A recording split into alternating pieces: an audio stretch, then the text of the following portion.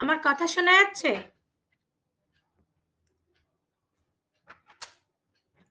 শোনা যাচ্ছে আমার কথা?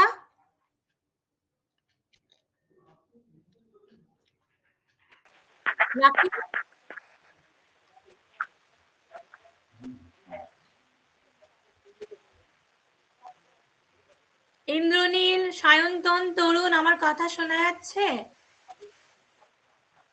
হ্যাঁ ম্যাম, শোনা যাচ্ছে। সেটা বলো।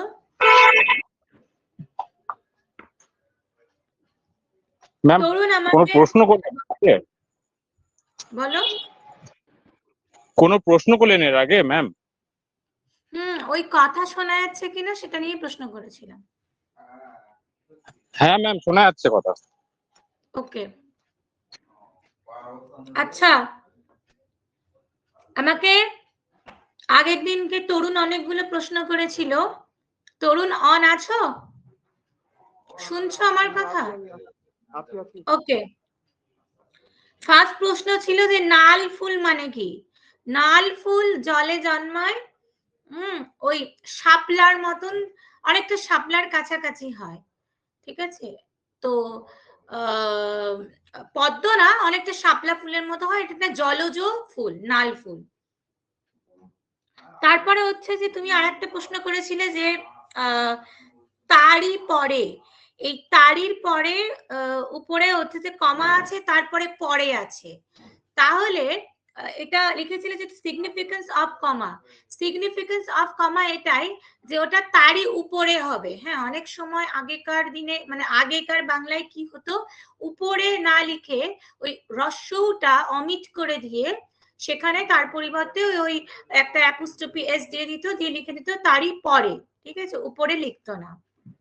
ম্যাম বলছি যে অনেক সময় বসের পরে, মানে বসের মাঝখানে দেখা যাচ্ছে যে কমা দেওয়া আছে, সেখানে কি রস্য আসবে ম্যাম? হয়তো ওটা আমাকে তোমাকে পুরো, মানে পুরো গদ্য বা পুরো রচনাটা আমাকে দেখাতে হবে, তারপরে গিয়ে আমি সেটা বলতে পারবো। তবে যখনই এরকম দেখবে যে উপরে অ্যাপোস্ট্রফি এস আছে বাংলায়, তাহলে সেখানে কোনো না কোনো ধ্বনি বা বর্ণ অমিট করা আছে, ওই কারণেই উপরে এরকম অ্যাপোস্ট্রফি এস দেওয়া আছে, ঠিক আছে? আচ্ছা, থার্ড প্রশ্ন ছিল তরুণের যে মায়ে পোয়ে, পোয়ে মানে কি? পোয়ে মানে হচ্ছে সন্তান সন্ততি বা বাচ্চা। তো অনেক সময় বলে না যে মায়ে পোয়ে কোথায় যাচ্ছিস, তো এখানে আছে যে বিধু গয়ালিনী মায়ে পোয়ে সকালবেলা গরু দই, মানে বিধু গয়ালিনী তার কোনো সন্তান থেকে থাকবে, তাদেরকে নিয়ে বা তাকে নিয়ে ওই গরুর দুধ দই। তারপর নেক্সট প্রশ্ন ছিল নাহিবার কোন শব্দ? নাহিবার মানে নাইতে যাওয়া, নামা মানে স্নান করা, ঠিক আছে? তো নাইবার শব্দটা কিন্তু স্নান করা অর্থে ব্যবহৃত হয়েছে। এরপর হচ্ছে যে কি হওয়ার পরে মিনিংটা কি পুরো দুটো লাইনের মধ্যে এসেছে, শরৎ হিমের পরশ লেগেছে হাওয়ার, ওই হাওয়ার পরে, হাওয়ার উপরে, ঠিক আছে? এইটা পুরোটাই একটা লাইন, একটা পংক্তি, যে এসেছে শরৎ হিমের পরশ লেগেছে হাওয়ার উপরে, ওই একই অ্যাপোস্ট্রফি এস আছে। আর একটা প্রশ্ন জিজ্ঞাসা করেছিল একটা কবিতা দিয়ে যে দুই দুই দুই মাত্রার উচ্চারণ আর তিন মাত্রার উচ্চারণ কিরকম হবে? দুই মাত্রার উচ্চারণটা এরকম হবে, কাল ছিল ডাল খালি আজ ফুলে চাই ভরে। আর তিন মাত্রার উচ্চারণটা এরকম হবে, কাল ছিল ডাল খালি আজ ফুলে যায় ভরে। ঠিক আছে, কোথায় থামতে হবে? যেমন যখন দুই মাত্রার ছড়া উচ্চারণ করছি, তখন সেই ক্ষেত্রে প্রত্যেকটা ওয়ার্ডের পরেই থামছি। কাল ছিল ডাল খালি আজ ফুলে যায় ভরে। আর যখন তিন মাত্রা হচ্ছে, কাল ছিল ডাল খালি, একেবারে ডালের পরে থামছি, তারপর আজ ফুলে যায় থামা ভরে। এই হয়ে গেল দুই মাত্রার আর তিন মাত্রার পার্থক্য, ঠিক আছে? আর একটা প্রশ্ন করেছিল, এটা মানে ইয়ের বাইরে, সহজপাঠের বাইরে, সেটা হচ্ছে অনেস্টি বা সততা এবং নিষ্ঠার মধ্যে পার্থক্য কি? দুটো কি একই মিনিং? না, দুটো একই মিনিং না। সততা বা অনেস্টি বলতে যেটা বোঝায় সেটা হচ্ছে সবসময় ন্যায়ের পথে চলা, আর নিষ্ঠা মানে হচ্ছে তোমার একাগ্রতা, একনিষ্ঠভাবে, দৃঢ়তা, কতটা দৃঢ় সংকল্প নিয়ে কতটা একাগ্রতার সাথে কোনো কাজ করতো, সেটা হলো নিষ্ঠা। সততা হলো সবসময় ন্যায়ের পথে যাওয়া। আশা করি তরুণ নিজের সমস্ত প্রশ্নের উত্তর পেয়ে গেছে। আচ্ছা, হ্যাঁ, এবার আর একটা প্রশ্ন ছিল, এটা লিখে নেবে সবাই কাইন্ডলি। সেটা হচ্ছে যে ওই সহজ পাঠের প্রকাশকাল নিয়ে।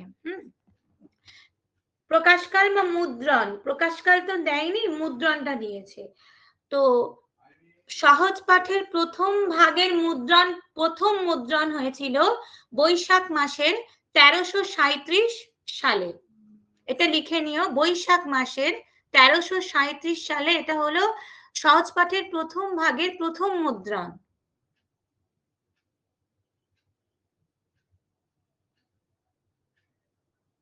ঠিক আছে? আর এইটারই প্রথম ভাগের সর্বশেষ পুনর্মুদ্রণ হয়েছিল বৈশাখ মাসের 1424 সালে। প্রথম মুদ্রণ বৈশাখ মাসের 1337 সালে, আর শেষ মুদ্রণ বৈশাখ মাসের 1424 সালে। এবার আমি নেক্সট দ্বিতীয় ভাগে যাচ্ছি। দ্বিতীয় ভাগ পড়া ছিল, দ্বিতীয় ভাগ নিয়ে তোমরা পড়াশোনা করেছো, তো সেখানে কে কি বুঝলে সেটা আমাকে বলো। 1424।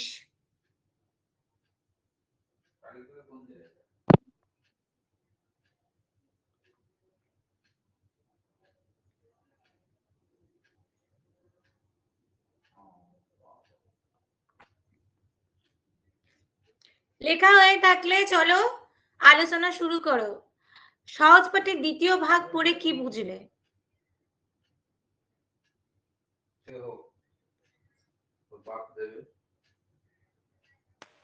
Hello ma'am. ম্যাম বলছি কি, সহজ পাঠের দ্বিতীয় ভাগটিতে মানে রবীন্দ্রনাথ ঠাকুর ধীরে ধীরে মানে সরল থেকে জটিল যুক্তাক্ষরের সাথে পরিচয় ঘটিয়েছে শিশুদের। আর এটা এই বইটিতে মানে এই দ্বিতীয় ভাগটিতে সমাজ সচেতনতা বা নিজের পরিষ্কার পরিচ্ছন্নতার কথাও বলেছেন। আর শিশুদের সাহিত্যের প্রতি আকর্ষিত করেছেন বিভিন্ন গদ্য পদ্য রচনা করে। ভেরি গুড, মোটামুটি সবকটা ম্যাম পয়েন্ট বলবো? হ্যাঁ লাকি বলো। সহজ পাঠের দ্বিতীয় ভাগে শিশুদের বাস্তব জীবনের সাথে পরিচয় ঘটানো হয়েছে। সামাজিক ও প্রাকৃতিক বিভিন্ন বিষয়গুলি শিশুদের মনের উপযোগী করে উপস্থাপন করা হয়েছে, যেমন ফুল ফল নদ নদী পশু পাখি প্রভৃতির কথা উল্লেখ করা হয়েছে ও খণ্ড খণ্ড চিত্রের মাধ্যমে তুলে ধরা হয়েছে। তাছাড়া পুষ্টিকর খাবারের উল্লেখ করা হয়েছে, যেমন পালং শাক, বিভিন্ন ধরনের মাছ, বিভিন্ন ফল ইত্যাদি, যা শিশুদের দৈহিক বিকাশে সাহায্য করে। এখানে গ্রাম পুজো, বিবাহ, অন্নপ্রাশন, আচার অনুষ্ঠানের কথা উল্লেখ করা হয়েছে বিভিন্ন কাহিনী ও ঘটনার মাধ্যমে, যার মাধ্যমে শিশু সামাজিক হয়ে উঠতে পারে। আচ্ছা, তুমি যেগুলো বললে নাকি সেইগুলো সবটাই হচ্ছে যে সামাজিক এবং প্রাকৃতিক দিক থেকে, মানে অ্যাকচুয়ালি সোশ্যাল ডেভেলপমেন্ট এবং তার যে প্রাক্ষবিক ইমোশনাল ডেভেলপমেন্ট সেই দিকটা অ্যাঙ্গেল থেকে বললে, কিন্তু বৌদ্ধিক ডেভেলপমেন্টের দিক থেকে তো কিছু বললে না। যেটা হ্যাঁ বলো।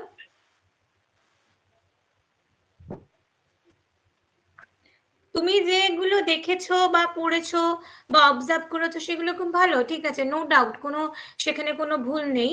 কিন্তু তুমি যখন কোনো একটা বইকে অ্যানালিসিস করবে, বা তোমরা সবাইকে নিয়েই বলছি, তোমরা সবাই যখন একটা বই অ্যানালিসিস করতে বসবে, তখন আমরা ব্লুমস ট্যাক্সোনমিতে যে 4টে ডেভেলপমেন্টের ডোমেইন দেখেছি, যে বৌদ্ধিক ডোমেন, প্রাক্ষবিক ডোমেন, সামাজিক ডোমেন, আর কি দেখেছিলাম, আর হচ্ছে শারীরিক বা সাইকোমোটর ডোমেন। এই 4টে ডোমেনই কিন্তু আমরা ভাববো যে একটা বই একটা শিশুর জন্য এই 4টে ডোমেনের দিক থেকেই কতটা উপযোগী হচ্ছে। এইভাবে যদি আমরা প্রত্যেকটা বইকে অ্যানালিসিস করি, দেখবে আমাদের সেই অ্যানালিসিসের মধ্যে কিন্তু কোনো ভুল থাকবে না। ঠিক আছে? তো তুমি যেগুলো বললে সেগুলোতে সোশ্যাল আছে, সেটাতে ইমোশনাল আছে, সেটাতে তোমার পুষ্টির যে দিকটা, যেটা সাইকোমোটর বা ফিজিক্যাল দিকটা সেটা আছে, কিন্তু যে বৌদ্ধিক দিকটা, যে কগনিটিভ দিকটা, সেটা কিন্তু বললে না, সেটা মিস করে গেলে। ম্যাডাম, আর কি? হ্যাঁ বলো। বলছি যে এই যে প্রথম ভাগ আর দ্বিতীয় ভাগটা আছে, এটা তো গ্রামের বর্ণনা করা আছে। শহরের ছেলেমেয়েরা তো এটা কেমন ভাবে নেবে ব্যাপারটা? এটা তো কোশ্চেন হতে পারে যে শহরের ছেলেমেয়েদের ক্ষেত্রে কি উন্নতি হবে। ওরা তো এখানে বুঝতে একটা পারবে না। লজিক আছে, সেটা হচ্ছে যে সরকারি স্কুলগুলোতে পড়ে কারা? সত্যি কি শহরের ছেলেমেয়েরা কি সরকারি স্কুলে পড়তে যায়? মিউনিসিপ্যালিটি অনেকগুলো স্কুল চালায় তো, কেএমসি অনেকগুলো সেই ক্ষেত্রে স্কুল দেখো, চালায়, মিউনিসিপ্যালিটির সাথে কিন্তু মিউনিসিপ্যালিটির স্কুলগুলোর সিলেবাস কিন্তু আলাদা হয়, কিছুটা স্লাইটলি আলাদা হয়। ঠিক আছে? পুরোপুরি না, স্লাইটলি আলাদা হয়। তো আমরা যখন মানে প্রাইমারিতে চাকরি করার জন্য যখন এখানে পড়তে এসেছি, তখন আমরা সরকারি স্কুলে টিচার হওয়ার জন্য পড়তে এসেছি, এবং সেই সরকারি স্কুলগুলোতে ম্যাক্সিমাম ছেলে মেয়ে থাকে গ্রামের। প্রথম কথা এটা। দ্বিতীয় কথা হচ্ছে, সত্যি কথা, এই কথাটা শুনলে পরে খুব গায়ে লাগতে পারে, আমিও টাউনের, তোমাদের মধ্যে এখানেও অনেকেই টাউনের আছো, কিন্তু টাউনে মানে ছেলে মেয়েদেরকে স্মার্ট করতে পারে টাউন, কিন্তু টাউন অলরাউন্ড ডেভেলপমেন্টের জন্য উপযোগী জায়গা নয়। ওই ইট কাঠ পাথর, ওই উঁচু উঁচু বিল্ডিং, যেখানে আকাশটাও ঠিকঠাক দেখা যায় না, সেইখান থেকে একটা শিশু কি শিখবে? সত্যি কি প্রকৃতি খুব সুন্দরভাবে উপলব্ধি করা যায়? আজকে আমি যদি পার্টিকুলার মালদার কথাই বলি, তো ইংরেজ বাজারের কথা বলি, মালদা বলা ভুল হবে, ইংরেজ বাজারের কথা বলি, তো ইংরেজ বাজারে ওই যে তোমার ওই এয়ারপোর্ট মাঠ আছে, ওই এয়ারপোর্ট মাঠে না গেলে পরে প্রকৃতিকে ঠিকঠাক উপলব্ধি করা যায় না। হয়তো একটা শহরের শিশু খুব ভালো মানে ইংলিশ বলতে পারে, স্মার্টনেস তার মধ্যে আসছে, তার কিন্তু সে তো 4 দেওয়ালের মধ্যে আবদ্ধ, শোনা যাচ্ছে না। লাকি বলছে যে শোনা যাচ্ছে না, কেটে কেটে আসছে। সবার ক্ষেত্রে ওর কি সেটা নেটওয়ার্কের হচ্ছে? প্রবলেম, ওর নেটওয়ার্কের প্রবলেম আছে। আচ্ছা, তো শহরের যে মানে যে পরিবেশ, সেই 4 দেওয়ালের মধ্যে আবদ্ধ থেকে তার কিন্তু বাকি কিছু ভালো ডেভেলপ করে না। এটা খুব সত্যি কথা। মানে আমি নিজে টাউনের মেয়ে হয়েই কথাটা বলছি। আমি যখন স্কুলে পড়াতে যাই এখন, তখন আমি দেখি যে ওই গ্রামীণ স্কুলগুলোর যে বাচ্চাগুলো, সেই বাচ্চাগুলোর যে সোশ্যাল ডেভেলপমেন্ট বলো, বা তোমার কাইনেস্থেটিক ডেভেলপমেন্ট বলো, বা ইমোশনাল ডেভেলপমেন্ট বলো, শহরের বাচ্চাদের থেকে অনেক বেটার। ওদের প্র্যাকটিক্যাল নলেজও অনেক বেটার।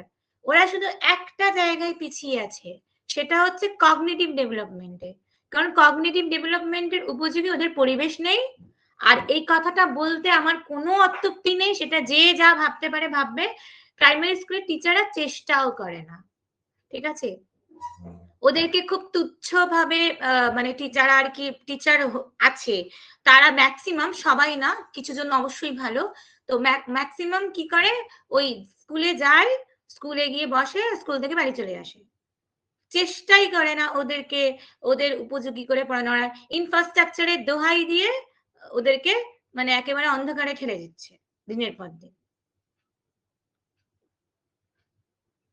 কিন্তু যদি তোমরাই যখন প্রাইমারি স্কুলের টিচার হবে, এবং তোমরা যখন অ্যাজ এ টিচার হয়ে ওই স্কুলগুলোতে যাবে, তখন অনেক হার্ডেল আসবে, অনেক কাঠিন্যতা আসবে, তোমাদেরকে সেই কাঠিন্যতার সাথে দিনের পর দিন মুহূর্তে মুহূর্তে লড়াই করতে হবে।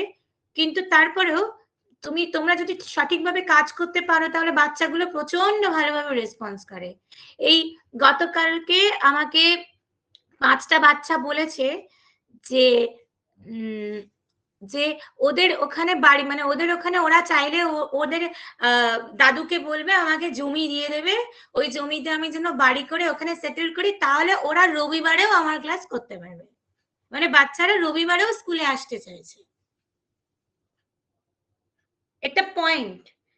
তার মানে পড়ানো হয় না ওদেরকে, ওদের ইন্টারেস্ট গ্রো করে না। একটা জিনিস মনে রাখবে, যখনই তুমি কোনো গ্রামীণ সরকারি স্কুলে যাবে, তখন সেখানে তুমি তাদেরকে যে বিষয়টা পড়াবে সেই বিষয়টা ওদের প্র্যাকটিক্যাল অবজারভেশনের মধ্যে ফেলে পড়াতে হবে।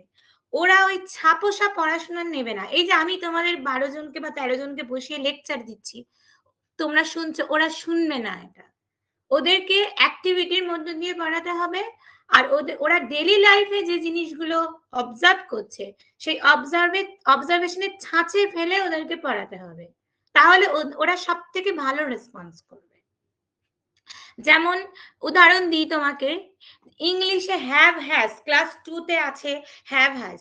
এই হ্যাভ হ্যাজ পড়াতে গিয়ে আমাকে অনেক খাবি খেতে হচ্ছে, কারণ এই হ্যাভ হ্যাজ এর বাস্তব উদাহরণ দিয়ে আমি যখন ওদেরকে মানে ওদের ব্যাগ আছে, ওদের পেন্সিল আছে, ওদের ইরেজার আছে, তো এইভাবে যখন পড়াচ্ছি ঠিক আছে, কিন্তু যখন ওই সিঙ্গুলারের ক্ষেত্রে হ্যাভ, সিঙ্গুলার থার্ড পার্সেন্টের ক্ষেত্রে হ্যাজ হয়, প্লুরালের ক্ষেত্রে হ্যাভ হয়, ঠিক আছে, ওদের পার্সন বোঝানো সিঙ্গুলার প্লুরাল অবধিও ঠিক আছে, কিন্তু ওদের যখন পার্সন বোঝাতে যাচ্ছি আই ইউ দে দেম, তখন কিন্তু ওরা বুঝতে পারছে না, কারণ প্র্যাকটিক্যালি ওই ইংরেজি সাবজেক্টের সাথে ওদের দূর দূর কোথাও যোগ নেই। ওই জন্য আমাকে খুব খাবি খেতে হচ্ছে।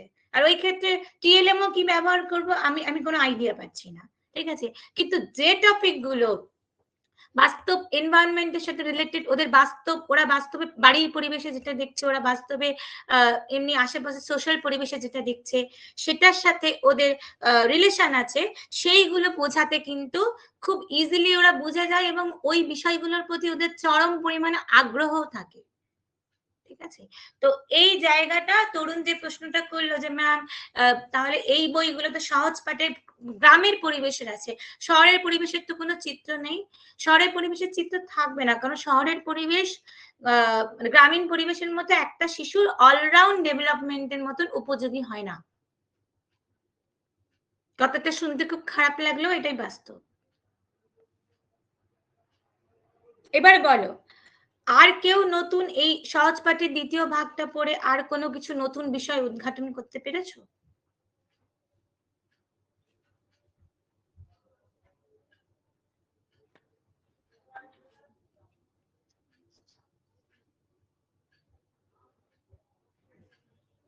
হ্যালো। হ্যাঁ বলো। হ্যাঁ ম্যাম বলছি। ম্যাম, সহজ পাঠে একদিক দিয়ে যেরকম ভাষাগত বিকাশ ঘটেছে, সেরকম তার পাশাপাশি সামাজিক বিকাশ এবং মূল্যবোধের দিকগুলো রবীন্দ্রনাথ ঠাকুর তার সহজ সরল বাক্যের মাধ্যমে বুঝিয়েছেন। ভাষাগত দিক দিয়ে যদি বোঝা যায়, সেখানে বিভিন্ন যুক্তাক্ষর, বিভিন্ন আকারের ব্যবহারগুলো সহজ সরল মানে শব্দের বাক্যের মাধ্যমে ফুটিয়ে তুলেছেন।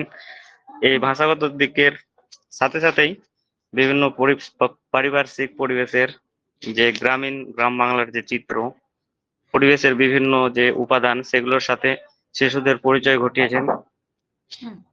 তাছাড়া এর মাধ্যমে শিশুরা বিভিন্ন বাস্তবের যে জিনিসপত্র বা পরিবেশের উপাদান সম্পর্কে জানতে পেরেছে। এগুলোই। হ্যাঁ খুব ভালো হয়েছে, মানে যেটুকু বলেছো খুব পরিপাটি করে গুছিয়ে বলেছো।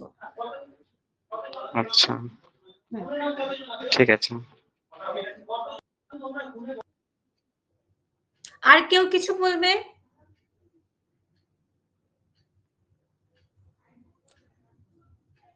হ্যালো হ্যাঁ ম্যাম, বলবো? হ্যাঁ বলো। ম্যাম, আমি বইটা পড়ে যতটুকু বুঝতে পারলাম যে একটা শিশু মানে তার পারিপার্শ্বিক অবস্থায় যা দেখতে পাচ্ছে, মানে বাস্তবে যা দেখতে পাচ্ছে এবং যেটা উপলব্ধি করতে পারছে, সেটাকে মানে সেটার উপর জোর দিয়েই আম, রবীন্দ্রনাথ ঠাকুর মানে বইটা মানে রচনা করেছেন। আর বইটা পড়লে যা বুঝলাম যে তিনি বিভিন্ন জিনিসের রং সম্পর্কে, তারপর আমরা দৈনন্দিন জীবনে যেসব জিনিস আহ, মানে খাই বা দেখি, এগুলো যেরকম পালং শাক, ট্যাংরা মাছ এসব জিনিসের কথা তিনি বলেছেন। তারপর রং বলতে গেলে মেঘের কোন রং হয়, তিনি বলেছেন যে মেঘের ঘন নীল, মানে মেঘের রং হচ্ছে ঘন নীল, এইসব জিনিসের কথা তিনি বুঝিয়েছেন। মানে আমরা এটুকুই বুঝতে পারছি যে তিনি বাস্তব অভিজ্ঞতাকে কাজে লাগিয়েই মানে শিশুদেরকে শিক্ষার কথা বলেছেন। আচ্ছা, এবার এই ক্ষেত্রে তোতনকে আমি একটা ঘুরিয়ে প্রশ্ন করছি, সেটা হচ্ছে যে এই যে রবীন্দ্রনাথ ঠাকুরের যে দর্শন, মানে শিক্ষণের দর্শন, সেই দর্শনের সাথে এই দর্শনটাকে আমরা কি বলবো, কোন ধরনের দর্শন বলবো, প্রথমে এইটা বলো। দর্শন বলতে ম্যাম মানে আমরা পড়েছি তো প্রকৃতিবাদী, ভাববাদী, প্রয়োগবাদী পড়েছি তো, তো এটা বাস্তববাদী। কোন ধরনের? হ্যাঁ ম্যাম, ম্যাম আমি তো বুঝতে পারছি বাস্তববাদী এরকম কিছু। বাস্তববাদী বলে কি কোনো দর্শনের ভাগ ছিল? মানে শিক্ষণের যে দর্শনের ভাগ আমরা এডুকেশনে পড়েছি, সেখানে কি বাস্তববাদী বলে কিছু ছিল?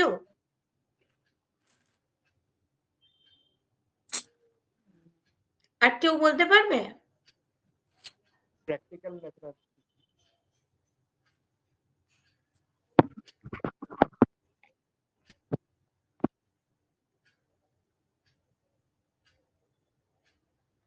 আমরা পড়েছি তো যে শিশুরা ম্যাডাম 3 ভাগে ন্যাচারালিজম। এক্স্যাক্টলি, ন্যাচারালিজম, প্রকৃতিবাদ, যেটা মানে রুশো, জ্যাকবস রুশোর উদ্ঘাটন ঘটিয়েছিলেন যে যে এই মতবাদটার, যে একটা শিশু বা একটা মানুষ সব থেকে বেশি শেখে প্রকৃতির কোলে।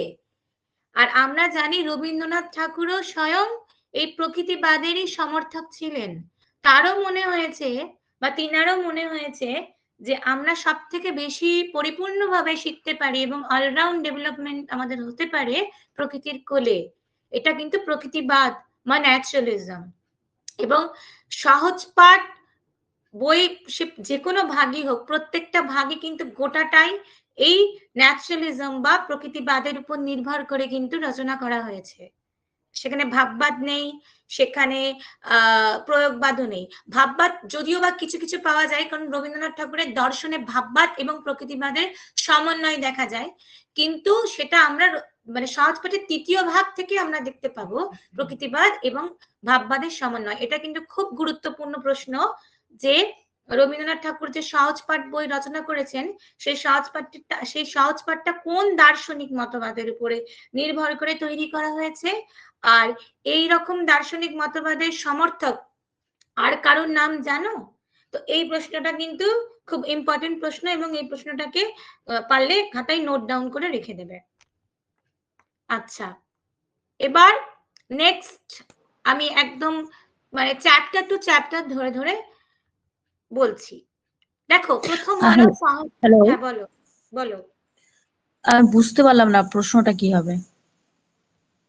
প্রশ্নটা হলো যে এই যে সহজ পাঠ দেখো, প্রত্যেকটা টিচিং মেথড বা প্রত্যেকটা টিচিং এর জন্য যে ম্যাটেরিয়াল গুলো আমরা তৈরি করি বা যারা তৈরি করেন, তারা কোনো না কোনো মতবাদের উপরে বা কোনো না কোনো দার্শনিক চিন্তাধারার উপর নির্ভর করে বইগুলো কিন্তু তৈরি করেন। যেমন এখনকার দিনে যে হারবার্টের যে ম্যাক্সিমস অফ টিচিং আছে, তার উপর নির্ভর করে তৈরি করা হয়। ভাববাদও থাকে সেখানে, প্রকৃতিবাদও থাকে। তো কোর দর্শন বা কোর ফিলোসফি যে 3টে আছে, যে 3টে আমরা পড়েছি, তোমরা কি ভুলে গেছো সবাই? যে প্রকৃতিবাদ আর প্রয়োগবাদ ভাববাদ, আর হ্যাঁ, তো এই ভাববাদ। 3টে ভাববাদ, তো এই 3টে যে দার্শনিক কনসেপ্ট আছে, এই দার্শনিক কনসেপ্টের মধ্যে কিন্তু যে কোনো মানে যখনই আমরা কোনো মেথড বা টিচিং মেথড বা যে কোনো মেথড যখন আমরা রচনা করছি, তখন এই 3টে মতবাদের মধ্যে বা দার্শনিক মতবাদের মধ্যে কোনো না কোনো একটা আমাদের কিন্তু গ্রহণ করতে হবে। তো প্রশ্নটা এটা ছিল যে রবীন্দ্রনাথ ঠাকুর যে সহজ পাঠ বইটি রচনা করেছেন, এই বইটি কোন ধরনের দার্শনিক চিন্তাধারার ফসল বা কোন ধরনের দার্শনিক মতবাদ আমরা এখানে লক্ষ্য করি, 1 পয়েন্ট। আর 2 হচ্ছে যে এই ধরনের আর কোন দার্শনিকের নাম বলতে পারবে? ফিলোসফিক্যাল বেস অফ সহজ পাঠ, এক্স্যাক্টলি। তো এই ধরনের কোনো, আমি বাংলায় বলছি, তুমি ইংরেজিতে বললে শর্ট ফর্মে, তো এই ধরনের কোনো আর কোনো দার্শনিকের নাম বলতে পারবে এই একই ধরনের চিন্তাধারা? এবার ধরো সেখানে রুশোর প্রসঙ্গ চলে আসবে, রুশোর প্রসঙ্গ যখনই চলে আসবে তখনই সেখানে রুশোর মানে কি বলবো শিক্ষণের চিন্তা ভাবনা যে কিভাবে বাচ্চারা শেখে সেটা আসবে, রুশোর যে বইগুলোর নাম সেগুলো আসবে, ঠিক আছে? এবং সেখান থেকে তোমাদের কিছু চিন্তা ভাবনা ওখানে মানে প্রকৃতিবাদ সম্পর্কে তোমাদের নিজস্ব কিছু চিন্তা ভাবনা থেকে প্রশ্ন করতে পারে। তো এইভাবে লিঙ্ক বাই লিঙ্ক প্রশ্নগুলো বেরিয়ে আসতে পারে যদি প্রশ্ন করে। বোঝা গেল শাকিলা? হ্যাঁ, বুঝতে পেরেছি। এবার ফার্স্ট যেটা সেটা হচ্ছে যে সহজ পাঠের দ্বিতীয় ভাগের প্রথম মুদ্রণ ওই একই রকম বৈশাখ মাসের 1337 সালে হয়েছিল, অর্থাৎ সহজ পাঠের প্রথম ভাগ এবং সহজ পাঠের দ্বিতীয় ভাগ দুটোরই প্রথম মুদ্রণ বৈশাখ মাসের 1337 সালে হয়েছিল। আর শুধু পার্থক্য হচ্ছে শেষ মুদ্রণ। সহজ পাঠের প্রথম ভাগের শেষ মুদ্রণ হচ্ছে বৈশাখ মাসের 1424 সালে, আর সহজ পাঠের দ্বিতীয় ভাগের শেষ মুদ্রণ হচ্ছে মাঘ মাসের 1424 সালে। আর এটা মনে রেখো যে সহজ পাঠের প্রথম ভাগটা হচ্ছে তোমার 53 পৃষ্ঠার, আর সহজ পাঠের দ্বিতীয় ভাগটা হচ্ছে টোটাল 60 পৃষ্ঠার 60। মাঘ মাসের 1424 1424। ম্যাম এখানে তো 56 পৃষ্ঠা দেখাচ্ছে বইটা। কোথায়? সহজ পাঠের দ্বিতীয় ভাগ? হ্যাঁ ম্যাম, টেক্সট বুক যেটা আছে আমাদের কাছে। একদম শুরু থেকে গুনেছো কি? টোটাল গুনতে হবে। আমাকেও 60 দেখাচ্ছে। আমারও দেখো, আমি এই যে পিডিএফটা খুলে রেখেছি এখানেও দেখো 60 দেখাচ্ছে। ও 60 আছে তো, 60 প্রথম থেকে নিয়ে শেষ পেজ পর্যন্ত 60 হবে। 60 হবে, হ্যাঁ। ওকে, আর এবার ধরো, হ্যাঁ বলো। একটা পেজ ব্ল্যাঙ্ক আছে ম্যাম, তো ওটাও ধরতে হবে? ওটাও ধরতে হবে, হ্যাঁ। ঠিক আছে। এবার একদম প্রথম থেকেই শুরু করছি। দেখো প্রথম পাঠে কি কি দেখিয়েছে, বেসিক্যালি অনুস্বরের ব্যবহার দেখিয়েছে। অনুস্বর এই প্রসঙ্গে একটা কথা বলে, পৃষ্ঠা হলো সহজ পাঠের প্রথম ভাগে হলো 53 53, আর সহজ পাঠের দ্বিতীয় ভাগে হলো 60 60। ম্যাম, হ্যাঁ, এর আগের দিন আপনি প্রথম ভাগ পড়ানোর সময় একটা কথা বলেছিলেন যে প্রাথমিক রং বলতে সাদা কালোকেই বোঝায়।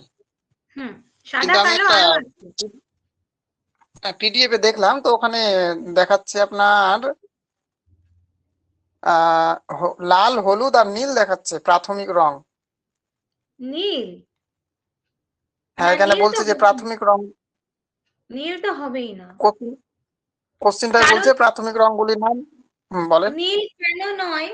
কারণ নীল কিন্তু আমরা মিক্স করে তৈরি করতে পারি, ঠিক আছে? যখন আমরা সবুজ আর হলুদ বোঝাই, মানে যে রংগুলো আমরা মিক্স করে তৈরি করতে পারবো সেই রংগুলো কখনো প্রাথমিক রং হয় না। এবারে মনে, প্রাথমিক রং কেন বলা হচ্ছে, আমি কেন বলেছি সাদা আর কালো প্রাথমিক?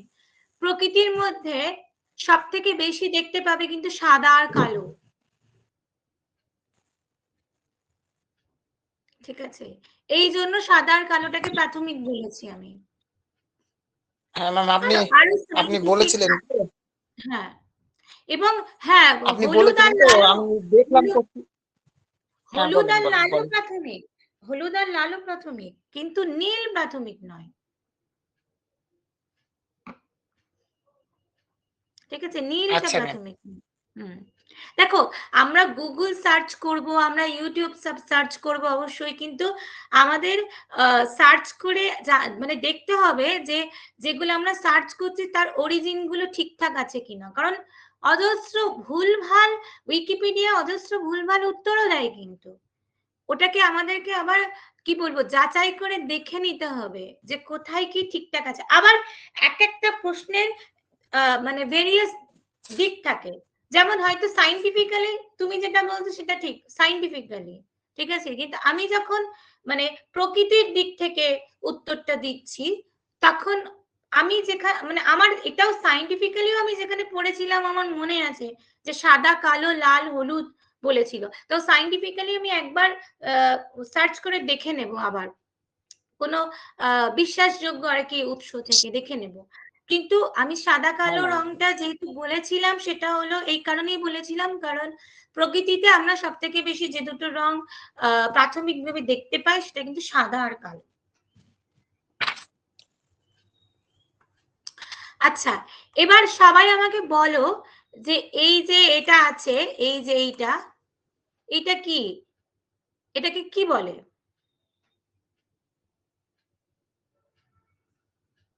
আমি যেটা লিখলাম অনুস্বর। অনস্বর। আচ্ছা, আর বাকিরা? অনস্বর বলা হবে। ম্যাম এটা ওর মতো উচ্চারণ করছে। আমি উচ্চারণ কি জিজ্ঞাসা করি না, আমি বলছি এটার নাম কি। সোহেল আমাকে একটু জলটা দেবে তো। অনুস্বর হবে। অনুস্বর, এক্স্যাক্টলি। ও লিখতে যদিও খুব কষ্ট হতে মাউসে, ও নু, ঠিক আছে। আমি পড়াতে গিয়েও দেখেছি স্কুলে অনেকে অনেশ্বর বলছে, অনেকে অনস্বর বলে, কিন্তু মানে অনেও না, শব্দের উচ্চারণ হলো অনু মানে হলো পশ্চাৎ, যে স্বর অন্য স্বরধ্বনি বা স্বরবর্ণের পিছনে বসে, পশ্চাতে বসে, তাই হলো অনুস্বর। এটা মাথায় রেখো। আচ্ছা একটু ওয়েট করো, বললাম জল দিতে, জল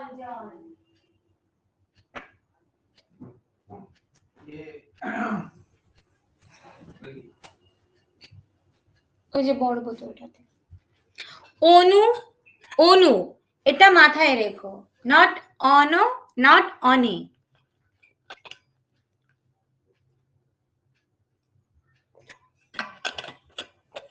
আজ থেকে এটা সবাই ঠিক করে নিও, কারণ এটা খুব ভাইটাল একটা জায়গা। এইগুলো ওনারা খুব মানে ইন্টারভিউতে খুব ভালো করে দেখে যে কোন বর্ণকে তোমরা কিভাবে উচ্চারণ করছো এবং প্রত্যেকটা বর্ণের মাত্রা যখন লিখতে দিচ্ছে তখন ঠিকঠাক লিখছো কিনা। কারণ আমাদের ইন্টারভিউতে এরকম শুরুতে একটা ছেলেকে দিয়ে বলেছিল যে আ থেকে চন্দ্রবিন্দু পর্যন্ত বোর্ডে লিখতে, তাকে আর একটাও প্রশ্ন জিজ্ঞাসা করেনি, শুধু আ থেকে চন্দ্রবিন্দু পর্যন্ত বোর্ডে লিখতে বলেছিল, এটা অবজার্ভ করার জন্য যে সে প্রত্যেকটা বর্ণের মাত্রা ঠিকঠাক দিচ্ছে কিনা, আর কোনগুলো স্বরবর্ণ কোনগুলো ব্যঞ্জন বর্ণ, এই দুটো প্রশ্ন জিজ্ঞাসা করে এবং তার নাম, তার বাড়ি কোথায়, এইটুকু জিজ্ঞাসা করে তাকে বাড়ি পাঠিয়ে দিয়েছিল। এটা একদম ইন্টারভিউতে শুরুতে ওই কোচবিহারের কোনো একটা ছেলে তাকে এরকম কিন্তু করেছিল। তো আপাত দৃষ্টিতে ইন্টারভিউটা খুব সহজ লেগে থাকবে, কিন্তু আমার কাছে সহজ লাগেনি, কারণ ওই পরিস্থিতিতে প্রত্যেকটা বর্ণের মাত্রা ঠিকঠাক ফেলা একদম হিউজ প্র্যাকটিসের ব্যাপার। ওই জন্য মাত্রা দিকটা কিন্তু প্র্যাকটিস করে যেও, বারবার লিখে যেও, কিন্তু ওটা দেখবে। এবার দেখো এই যে মানে এই যে অনুস্বর, এই একটু আগে কেউ আমাকে একজন বললো তোমাদের মধ্যেই যে অনুস্বরের পরিবর্তে আমরা ওয়ারও ব্যবহার করতে পারি, অনুস্বর আর ওয়ার উচ্চারণ একই রকম, ঠিক আছে। তো এই প্রথম পাঠে উনি গদ্যের মধ্য দিয়ে অনুস্বরের ব্যবহার দেখালেও পরে একটা কোথাও আমি দেখলাম যে এই রঙের বানান উনি ওয়া দিয়েও করে দেখিয়েছেন, একটা কোথাও আমি দেখেছি। তো এখানে দেখো এই দ্বিতীয় ভাগেই আছে, আমার ঠিক মনে পড়ছে না কোন পাঠে। তো এখানে দেখো পাংশুপুর, সংসার বাবু, কাংলা, তারপরে এই যে পালং শাক, পিড়িং শাক, ট্যাংরা মাছ, চিংড়ি মাছ, ঠিক আছে, প্রত্যেকটাই অনুস্বর দিয়ে শব্দ। আর এটা গেল হচ্ছে বৌদ্ধিক দিক। এবার আসি সামাজিক দিক, না এবার আসি হচ্ছে শারীরিক দিক বা কাইনেস্থেটিক দিক বা যে ডেভেলপমেন্ট সেটা। তো এই যে পালং শাক বা পিড়িং শাক, ট্যাংরা মাছ আর চিংড়ি মাছ খেলে যে পুষ্টি হয়, সেই পুষ্টি শারীরিক পুষ্টি হয়, সেই পুষ্টিগত দিকটাও তিনি তুলে ধরেছেন। তারপরে এই যে কংসবধে সং সাজতে হবে, যে যাত্রাপালা, যে যাত্রাপালার যে সামাজিক দিক, যে তখনকার দিনে এন্টারটেনমেন্ট বলতে কি ছিল, তখনকার দিনে এন্টারটেনমেন্ট বলতে ছিল হচ্ছে এই ধরনের ছোটখাটো যাত্রাপালা যেগুলো গ্রামে হতো, ঠিক আছে। তো সেই জায়গাগুলো কিন্তু এই সহজ পাঠের যে প্রথম পাঠ আছে সেই প্রথম পাঠের মধ্যে তুলে ধরেছে। এর মাধ্যমে কি, এর মাধ্যমে সামাজিক যে ডেভেলপমেন্ট সেইটা দেখানো হচ্ছে। আর এই যে বংশ ছাতা মাথায় কোথায় যাবে, ও যাবে সংসার বাবুর বাসায়, সেখানে কংসবধের অভিনয় হবে, হংসরাজ সিংহ আসবেন, কংসবধ অভিনয় দেখা যাবে, বাংলাদেশে তার বাড়ি নয়, ঠিক আছে। এখানে ইমোশনাল ডেভেলপমেন্টের, এই পাঠে ইমোশনাল ডেভেলপমেন্টে সেরকম কিছু দেখা যাচ্ছে না। সামাজিক ডেভেলপমেন্ট, শারীরিক ডেভেলপমেন্ট এবং বৌদ্ধিক ডেভেলপমেন্ট নিয়ে এই পাঠটা, প্রথম পাঠটা কিন্তু তৈরি হয়েছে। এবং এবং কি দেখা যাচ্ছে, অনুস্বরের ব্যবহারটাই কিন্তু প্রকট হয়েছে। এইটা নিয়ে তোমাদের প্রশ্ন করতে পারে যে সহজ পাঠের দ্বিতীয় ভাগের যে প্রথম পাঠ আছে, সেই প্রথম পাঠে ব্যাকরণগত দিক থেকে উপযোগিতা কি, বা ভাষাগত দিক থেকে উপযোগিতা কি, তোমরা কি উত্তর দেবে?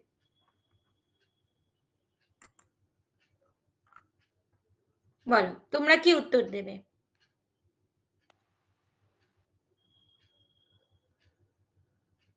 বলো, বলাটা অভ্যাস করতে হবে। মেহনুর, ম্যাম প্রশ্নটা আরেকবার বলুন তো। এই যে মানে সহজ পাঠের দ্বিতীয় ভাগের যে প্রথম ভাগ আছে, প্রথম পাঠ আছে, সরি প্রথম পাঠ আছে, সেই প্রথম পাঠের ভাষাগত দিক থেকে উপযোগিতা কি? ম্যাম অনুস্বরের উচ্চারণ যে ওর মতো হয়, তার সেটা কি উদাহরণ শুধু? দেখে দিচ্ছি। সেটা কি শুধু? কারণ ওর ব্যবহার কিন্তু প্রথম পাঠে দেখতেই পাচ্ছি না আমরা, মানে রং রং সেটা কিন্তু পরে দেখাবে, পরে দ্বিতীয় ভাগের কোনো একটা পাঠে আছে, আমার ঠিক মনে পড়ছে না কোন পাঠে। অ্যাকচুয়ালি এখানে শুধুমাত্র অনুস্বরের ব্যবহারটাই দেখাচ্ছে, যে অনুস্বর মানে কিভাবে স্বরধ্বনি বা স্বরবর্ণের পরে বসে কিভাবে উচ্চারিত হচ্ছে এক একটা শব্দে, সেইটাই দেখিয়েছে, আর বেশি কিছু নয়। আর সবার, আমি যখন প্রশ্ন করব, দেখো ইন্টারভিউ এর ক্লাস করতে এসেছো তোমরা, তো এখানে নলেজ গ্যাদারের পাশাপাশি বলাটাও অভ্যাস করতে হবে। এটা করবে না যে গুটি কতক ছেলে মেয়ে রিপ্লাই দেবে আর বাকিরা চুপ থাকবে, যারা চুপ থাকবে তারা কিন্তু লস করবে, এটুকু বলে দিলাম। কারণ ইন্টারভিউতে জানলেই হবে না, সেটা বলাটাও অভ্যাস করতে হবে। আচ্ছা, এবার দেখো দ্বিতীয় পাঠে কি আছে। দ্বিতীয় পাঠে একদম স্পেসিফিক্যালি জ ফলার ব্যবহার, জ ফলা কিভাবে ব্যবহার করছে, যেটা হাসিনা শবনম বলেছিল যে মানে সহজ পাঠের দ্বিতীয় ভাগে বেশি করে ওই সরল থেকে জটিল যুক্তাক্ষরের উপরে গুরুত্ব দেওয়া হয়েছে এবং অনুস্বর ব্যবহারের উপরে গুরুত্ব দেওয়া হয়েছে। তো এটা একদম ঠিক। জ ফলা হচ্ছে সবচেয়ে ইজি একটা যুক্তাক্ষর, তো এইটা দিয়ে উনি শুরু করেছেন যুক্তাক্ষরে। আজ আদ্যনাথ বাবুর কন্যার বিয়ে তার এই শল্যপুরের বাড়িতে। এই যে বিয়ে, বিয়ে কি, বিয়ে কেন করা হয়, বিয়ে কি একটা মানে একটা সামাজিক অনুষ্ঠান তো, এবং একটা সামাজিক দিক বিয়েটা। এই যে আজকাল আমি প্রশ্ন করছি, যদিও এটা আউট অফ দ্য কনটেক্সট, অপ্রাসঙ্গিক, এই প্রশ্ন ইন্টারভিউতে তোমাদের করবে না, কিন্তু তারপরেও তোমাদের চিন্তা শক্তির বিকাশের জন্য আমি তোমাদের একটা প্রশ্ন করছি। সেটা হচ্ছে যে এই যে আজকাল লিভ ইন এর কনসেপ্ট স্টার্ট হয়েছে, অনেকে বিয়ে করতে চাইছে না, বলছে বিয়ের পরিবর্তে লিভ ইন করবো, ঠিক আছে। এটা কি ঠিক, মানে সোশ্যাল দিক থেকে এটা কি ঠিক?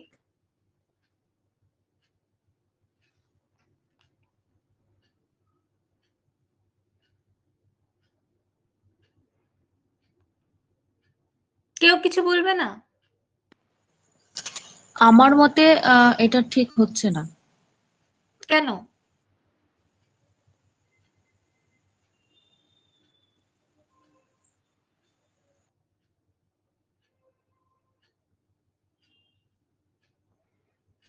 কেন ঠিক হচ্ছে না?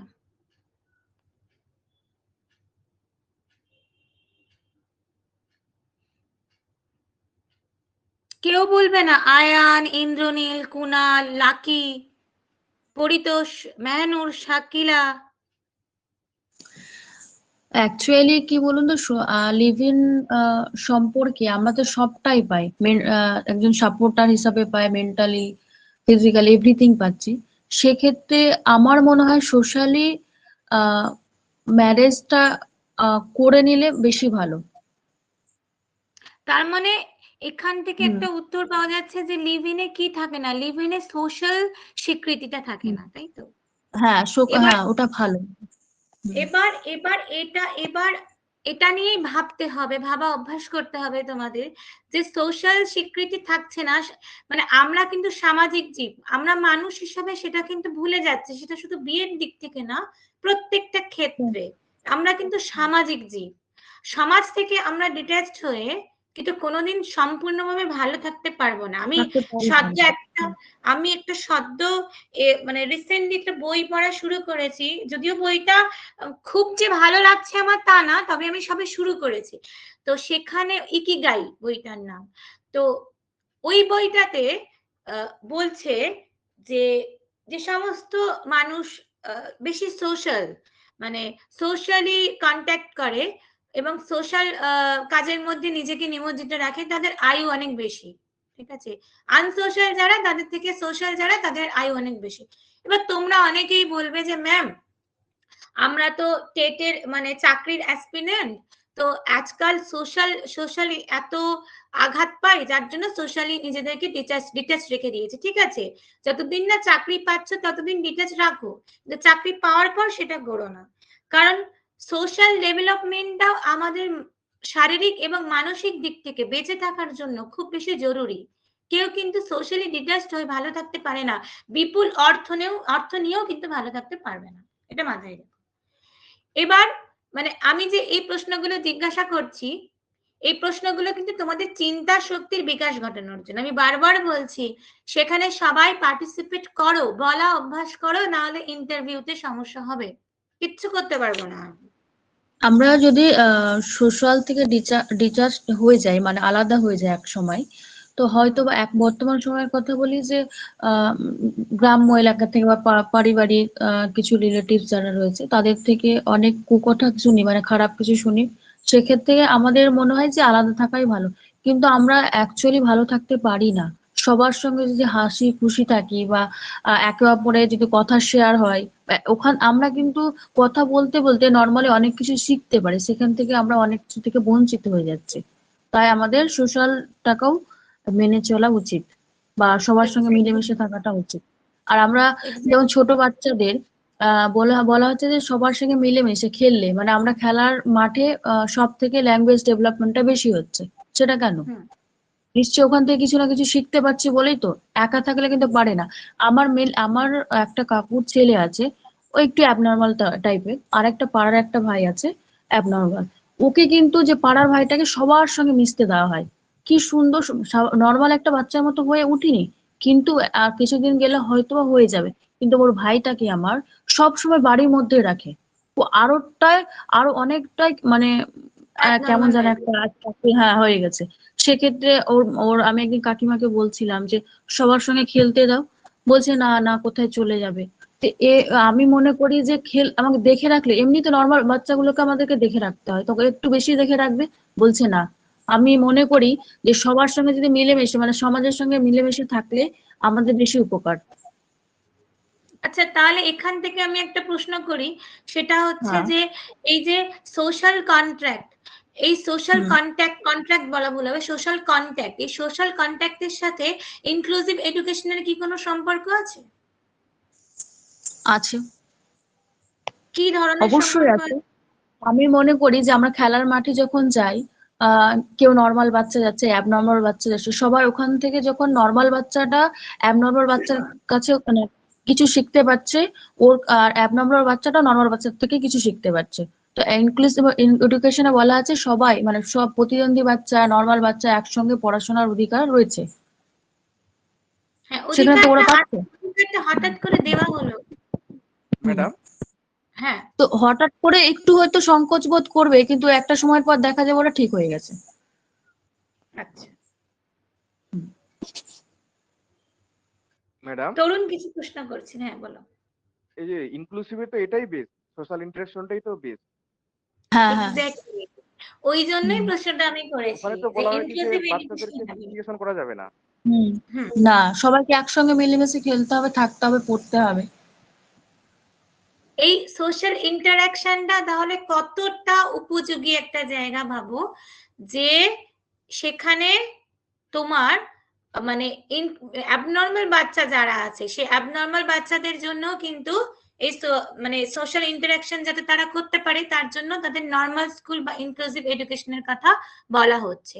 তার মানে নিশ্চয়ই ম্যাডাম সোশ্যাল ইন্টারাকশন। হ্যাঁ হ্যাঁ বলো। ম্যাডাম ম্যাডাম হ্যাঁ বলো, ভাইগোটস্কি শুনছি। তো বলেছে মেন লার্নিং এর মেন এলিমেন্ট হচ্ছে সোশ্যাল ইন্টারাকশন, ভাইগোটস্কি তো হ্যাঁ সেটাই বলছে। ভাইগটস্কি বলেছে এবং সেটা কোথাও না কোথাও সঠিক, কিন্তু আজকাল এবার এইটাতে আমি টু দি পয়েন্টে আমি আসছি এবারে। এইখানেই শহরের বাচ্চারা পিছিয়ে যাচ্ছে।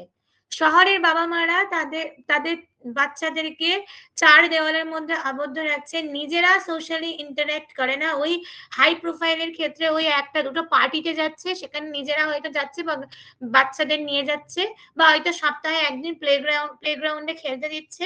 কিন্তু একটা বাচ্চা যদি রোজ খেলে এবং রোজ সোশ্যালি ইন্টারঅ্যাক্ট করে তার যতটা ভালো ডেভেলপমেন্ট হবে, আর আরেকটা বাচ্চা যে হয়তো সপ্তাহে একদিন খেলার সুযোগ পাচ্ছে বা সোশ্যাল ইন্টারঅ্যাক্ট করার সুযোগ পাচ্ছে, তার বিকাশ কি ততটা ভালো হবে? হবে না, নর্মালি হবে না।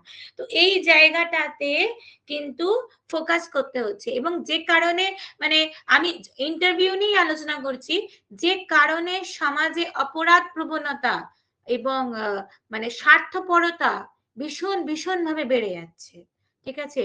তো শুধুমাত্র সারাদিন বইয়ের মধ্যে মুখ গুজে থাকলে হবে না, আমাদেরকে বাইরেও বেরোতে হবে, আমাদেরকে সোশ্যালি ইন্টারঅ্যাক্ট করতে হবে, এবং মোস্ট প্রবাবলি আমরা যে থিওরি গুলো পড়ছি, এই যেমন এক্ষুনি যেমন বললো ভাইগোটস্কি, তারপরে রুশো, রবীন্দ্রনাথ ঠাকুর, ঠিক আছে, যে থিওরি গুলো আমরা পড়ছি সেই থিওরি গুলোকে আমরা সোশ্যালি বা প্র্যাকটিক্যালি বেরিয়ে দেখবো যে সেগুলো কতটা যথার্থ এবং সেগুলো কিভাবে মানে বাস্তব পরিবেশে ইমপ্লিমেন্ট করা হচ্ছে। তখন গিয়ে আমাদের শিক্ষণটা সার্থক হবে। আর যখনই আমাদের শিক্ষণটা সার্থক হবে তখনই আমরা কিন্তু ভালো শিক্ষক হতে পারবো বা শিক্ষিকা হতে পারবো। ঠিক আছে? আর বারবার সবাইকে বলছি, এখানে যারা ইন্টারভিউর জন্য আমার কাছে প্রিপারেশন নিতে এসেছো তাদেরকে বলছি যে নলেজ, তোমরা অলরেডি নলেজেবল। হ্যাঁ, আর নলেজ কিন্তু আমার বেশি কিছু দেওয়ার নেই। আমার as a teacher, as a ইন্টারভিউয়ে যে গাইড, সেই গাইড হিসেবে আমার ডিউটি কি? আমার ডিউটি তোমাদের মধ্যে যে বলার ক্ষমতা, তোমাদের মধ্যে যে ভাবনা চিন্তাগুলো আছে সেই ভাবনা চিন্তাগুলো যে প্রকাশ করার ক্ষমতা, সেটা যার যেখানে যে লেভেলে আছে সেটাকে সেই লেভেল থেকে বাড়ানো বা বের করে আনা। ঠিক আছে?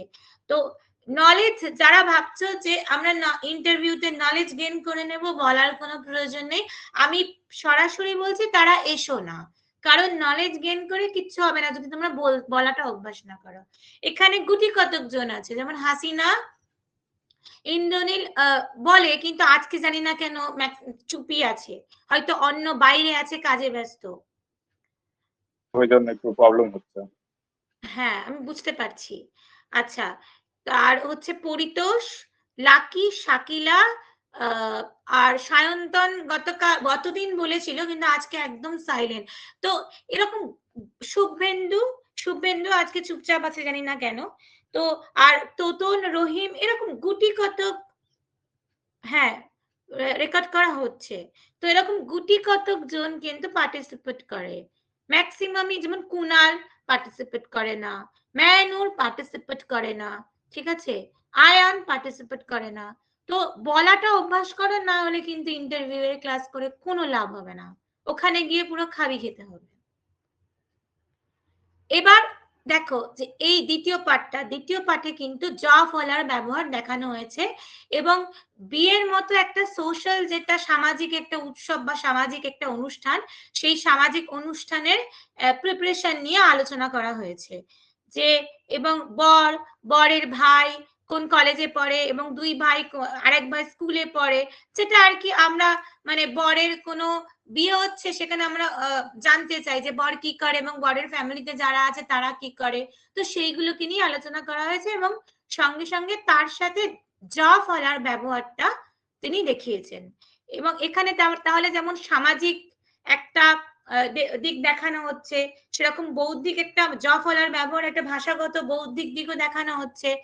তার সাথে যে এই যে দেখছে ছেলেরা খুশি হয়ে নৃত্য করছে, এই যে পংক্তি, এই পংক্তিটার মাধ্যমে দেখানো হয়েছে যে ছেলেরা খুশি হচ্ছে, এবং খুশি হলে ছেলে মেয়েরা কি করে, নৃত্য করে। তো এটা প্রাক্ষবিক দিক দেখানো হয়েছে। কেউ বা ব্যাট বল খেলছে, ঠিক আছে, এটা প্রাক্ষবিক দিক দেখানো হয়েছে। এবং যে খেললে পরে যে ফিজিক্যাল ডেভেলপমেন্ট হয়, মানে এবং বিয়ে বাড়িতে যে খেলাধুলা হয় সেই দিকটাও দেখানো হয়েছে। তো সেইখানেও একটা কাইনেস্থেটিক বা শারীরিক যে ডেভেলপমেন্টের দিকটা, সেটা হালকা করে টাচ করে দিয়েছেন উনি। এবার দেখো তৃতীয় পাঠে যাচ্ছি। তৃতীয় পাঠে আছে হচ্ছে বিখ্যাত সেই কবিতা কুমোরপাড়ার গরুর গাড়ি। এইটা কিন্তু প্রশ্ন করে যে কুমোরপাড়ার গরুর গাড়ি সহজ পাঠের কোন ভাগে আছে। এটা সহজ পাঠের দ্বিতীয় ভাগে আছে এবং কত নাম্বার পাঠে আছে? তৃতীয় পাঠে আছে, ঠিক আছে। এই যে কুমোরপাড়ার গরুর গাড়ি বোঝাই করা কলসি হাড়ি, এর মধ্যে দিয়ে কি, এর মধ্যে দিয়ে একটা তদানীন্তন সেই সময় যে, আচ্ছা বলো লাকি, বলো কিছু বলতে চাইছো? ম্যাম এটা তৃতীয় পাঠ না, পরের পেজে আছে তৃতীয় পাঠ। আচ্ছা, এটা কি দ্বিতীয় পাঠের মধ্যেই পড়ছে? হ্যাঁ ম্যাম, দ্বিতীয় পাঠে আছে। আচ্ছা আচ্ছা, তাহলে এটা দ্বিতীয় পাঠের মধ্যে পড়ছে, আমি মিস্টেক করেছি, যেহেতু পরপর দুটো আছে। ও সরি, কারণ প্রত্যেকটা এর পরে প্রত্যেকটা পাঠে প্রায় একটা করে গল্প বা গদ্য আর একটা করে পদ্য থাকবে।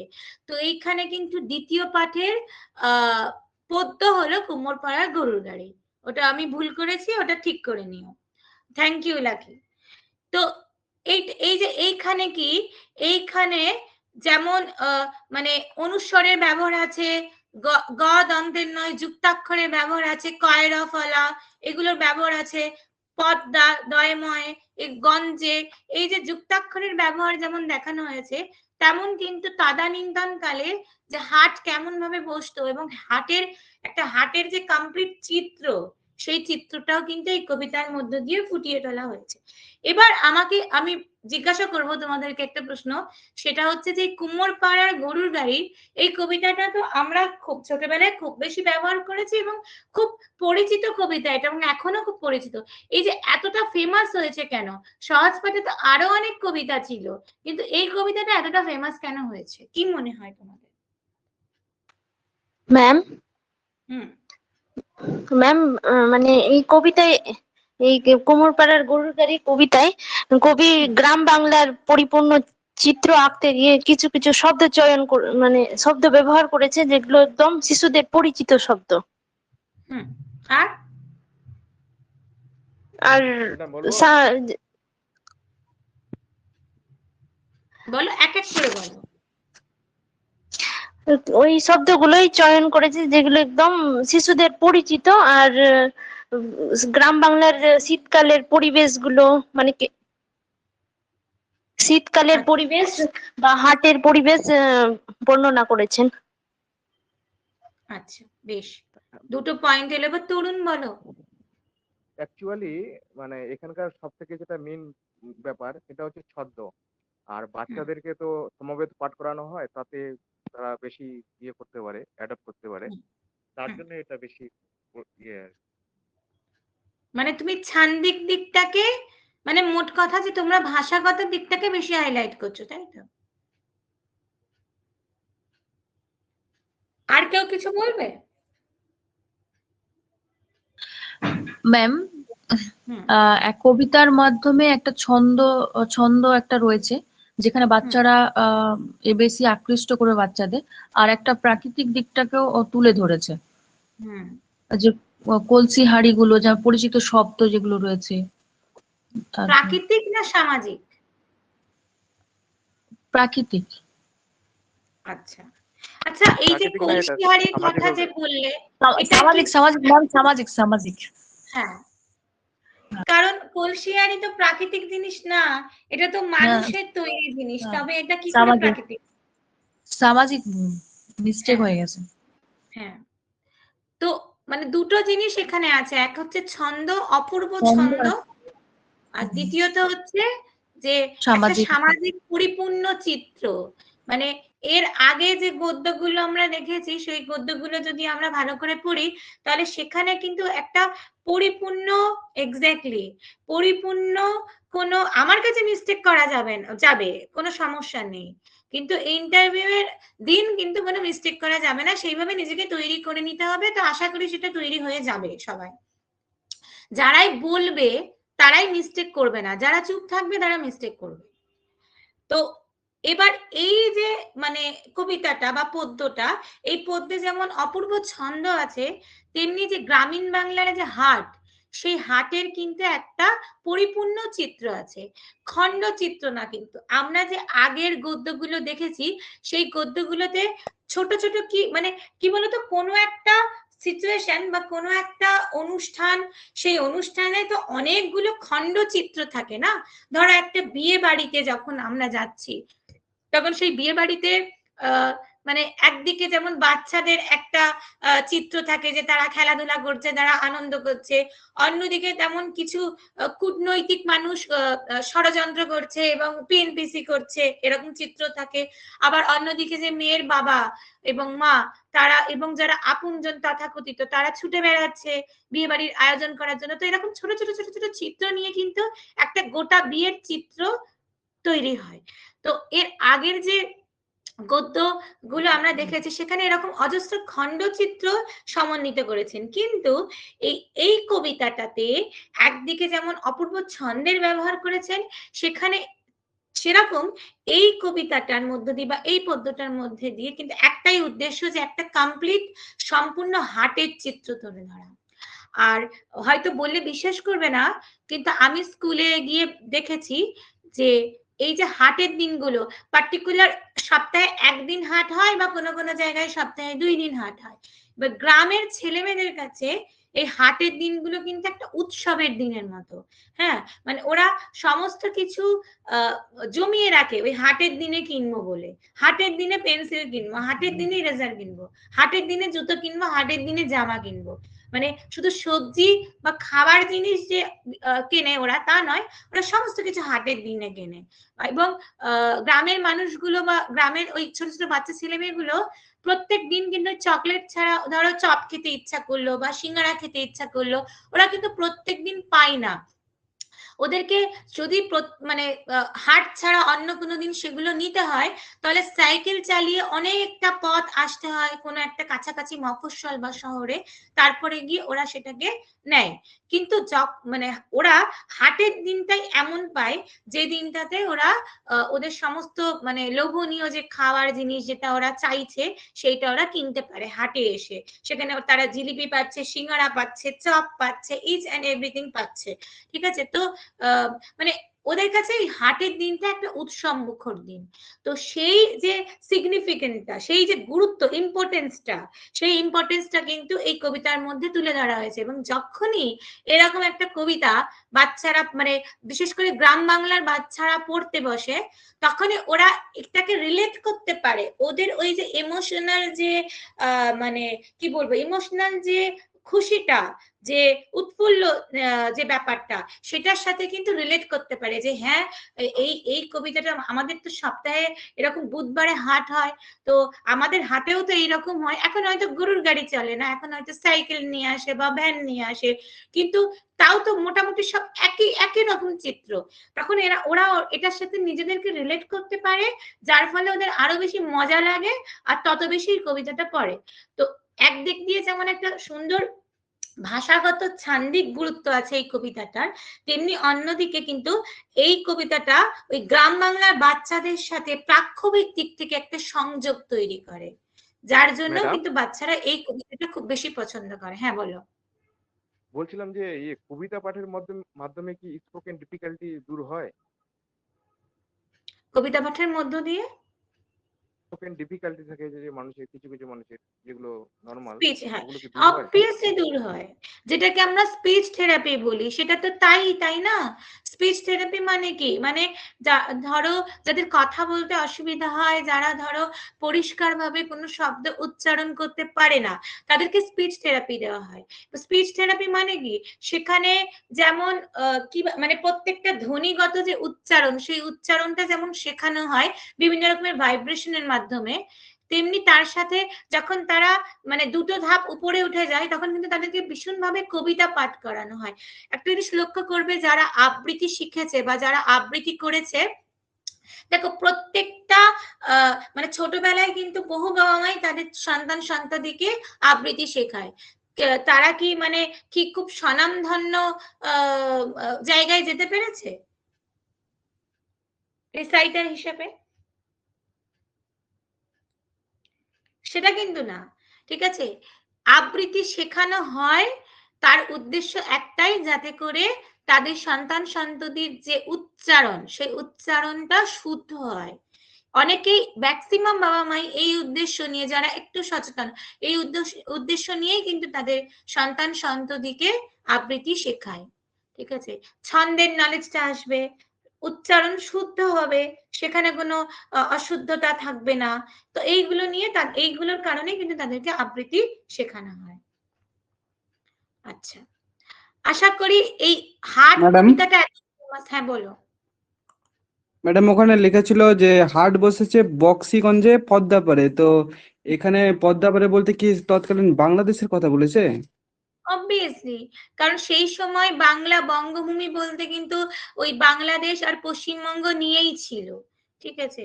তো ওই বক্সিগঞ্জের পদ্মাপাড়ে মানে পদ্মা নদীর ধারে বক্সিগঞ্জ বলে একটা জায়গা ছিল, সত্যি ছিল। সেখানে শুক্রবার করে হাট বসতো এবং সেই হাটটা সারা বঙ্গভূমির মধ্যে সবচেয়ে বড় হাট ছিল। তাই সেই হাটের কথা তিনি তুলে ধরেছেন, কারণ সেই সময়ে অবিভক্ত বাংলা ছিল, বিভক্ত বাংলা ছিল না। তো এবার দেখো এইটা, এই যে তৃতীয় পার্ট, এটা নিয়ে আমি প্রশ্ন করব। সেটা হচ্ছে যে এই তৃতীয় পার্ট যেটা আছে, যে আজ মঙ্গলবার, পাড়ার জঙ্গল সাফ করবার দিন, এইটা এখানে যেমন ওয়াই গয় স্পেসিফিক্যালি কোন যুক্তাক্ষরের ব্যবহার বুঝিয়েছে, ওয়াই গয়ের যুক্তাক্ষরের ব্যবহার বুঝিয়েছে, কিন্তু এর সামাজিক উপযোগিতা কি? রবীন্দ্রনাথ ঠাকুর এই যে জঙ্গল সাফ করবার মধ্য দিয়ে বাচ্চাদের মধ্যে কি মানে কি ঢুকিয়ে দেওয়ার চেষ্টা করেছেন বলো? এবং সমাজ সচেতনতার দিকটা, সমাজ সচেতনতার দিকটা, সমাজ সচেতনতা বা পরিষ্কার সমাজ পরিচ্ছন্নতা। সচেতনতা, পরিষ্কার। আচ্ছা, তো এই মানে এই ধরনের কোন অভিযান কি বর্তমানে হচ্ছে প্রাইমারি স্কুলগুলোতে? ম্যাম স্বচ্ছ ভারত অভিযানটা, হ্যাঁ, স্বচ্ছ ভারত অভিযান, স্বচ্ছ ভারত অভিযান বা নির্মল অভিযান, ভারত তাই তো? অভিযান। আচ্ছা, এই নির্মল অভিযান নিয়ে আমি প্রশ্ন করছি তোমাদের, যে নির্মল অভিযান নিয়ে পশ্চিমবঙ্গের যে প্রাথমিক স্কুলগুলো বা প্রাথমিক বিদ্যালয়গুলো, সেগুলোর কি কোনো পদক্ষেপ নিচ্ছে?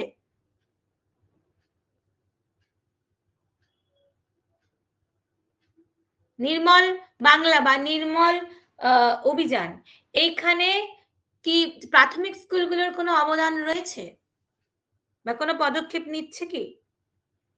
প্রচার করে না ম্যাডাম, ফেস্টুন হাতে নিয়ে হ্যাঁ, পদযাত্রা হয় না? এক্স্যাক্টলি। এখন সরকারের নির্দেশে প্রত্যেকটা প্রাইমারি নয়, প্রাইমারি হাই সব স্কুলে সরকারের নির্দেশে নির্মল সপ্তাহ, হ্যাঁ পরিতোষ বলো, হাত তুলছিলে বলো। না ম্যাম, ওটা এমনি হয়ে গেছিল। আচ্ছা, তো নির্মল সপ্তাহ পালন করা হচ্ছে।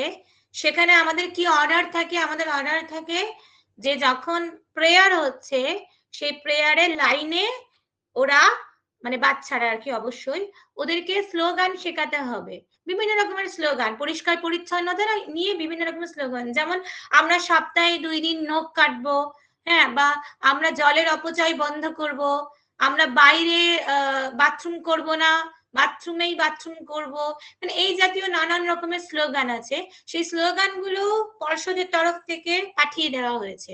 এরকম অনেক স্লোগান আছে, প্রায় 20-25টা স্লোগান আছে। সেই স্লোগানগুলো ওদের প্রেয়ার লাইনে ওদেরকে রোজ বলাতে হয়। কারণ একটা জিনিস এখান থেকে আমি প্রশ্নটা করি, আগে উত্তর দেব না, বলো এই যে বাচ্চাদেরকে স্লোগান বলানো হচ্ছে, আদতে বলিয়ে কি কোনো কাজ হবে? তাহলে কেন বলানো হচ্ছে প্রেয়ার লাইনে? হবে কাজ হবে, কিভাবে কাজ হবে? বললে মনে থাকবে ম্যাম না জিনিসটা, চিন্তা হুম করবে। বললে তাদের মধ্যে সে জ্ঞানের সঞ্চার হবে, এবং আশেপাশে যেসব সমাজের লোকরা আছে সেই সব মানে সেই স্লোগান গুলো শুনে তারাও তাদের মধ্যেও সেই জ্ঞানের সঞ্চারটা ঘটবে, এবং এইভাবেই তাদের মধ্যে নির্মল ভারত সম্পর্কে জ্ঞানের বিকাশ ঘটবে। Very good. ম্যাম আর ম্যাম অভ্যাস তৈরি করার প্রধান কারণ মানে প্রধান জিনিস হলো যেটাকে আমরা যদি প্রতিদিন সেই জিনিসটাকে রিপিট করি, সে বলার মাধ্যমে তারা প্রতিদিন ওই জিনিসটাকে বলবে, তো সেটাই একসময় তাদের অভ্যাসে পরিণত হবে। আচ্ছা, ভেরি গুড। প্রধান বা প্রথম পদক্ষেপ, ঠিক আছে, যে কোনো অভ্যাস তৈরি করার প্রথম পদক্ষেপ। আচ্ছা, শাকিলা বলো। ম্যাম, যখন বাচ্চাদের একটা জিনিস প্রতিনিয়ত ওদের সামনে বলা হয় বা করা হয়, তারা অটোমেটিক সেটা আস্তে আস্তে শিখে যায়। যেমন বলি যে নখ কাটবে, 2 সপ্তাহে 2 দিন নখ কাটবে। যদিও ওরা নখ না কাটতেও পারে, তবুও কিন্তু বাড়ি গিয়ে বলবে মাম্মা বা মাম্মি আমাকে নখ কেটে দাও। আমি দেখেছি এরম করে, আমার ভাগনা যখন স্কুল থেকে আসে, মাম্মি ম্যাম এরম বলেছে আমাকে করে দাও। ওরা এই যে আস্তে আস্তে, সেটা অনেক বাবা মা সচেতন না, কিন্তু বাচ্চাদের দেখে বা শুনে ওরাও সচেতন হয়। সেখান থেকে কিন্তু নির্মল ভারত অভিযানটা আহ মানে ডেভেলপ হয় আর কি। এক্স্যাক্টলি। আচ্ছা, আর কেউ কিছু বলবে?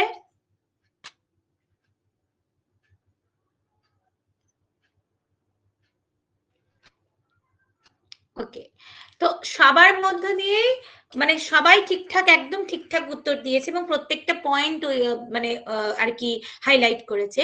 সেটা কি প্রধানত হলো যে বাচ্চারা কেন, আমরা প্রত্যেকে কিন্তু শিখি শুনে বলে, প্রথমে শুনে তারপরে বলে, ঠিক আছে। LSRW, সর্বপ্রথম কিন্তু লিসেনিং আসে, তারপরে আসে স্পিকিং, তারপরে আসে হচ্ছে রিডিং, তারপর রাইটিং। রিডিং তারপর রাইটিং। রাইটিং শেষে রাইটিং।